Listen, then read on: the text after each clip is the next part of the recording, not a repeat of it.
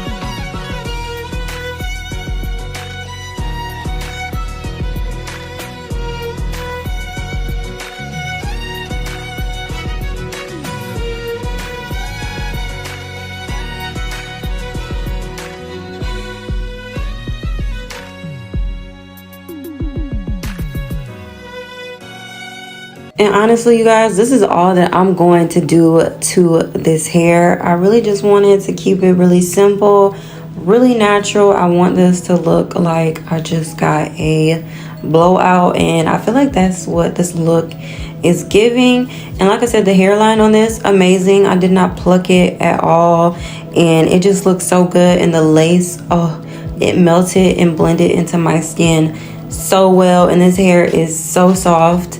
Like, I have nothing but good things to say about this hair. I am very impressed. It exceeded my expectations. So if you guys are interested and you want a natural look like this, I will have everything listed down below. So make sure you check that out. Thank you so much for watching.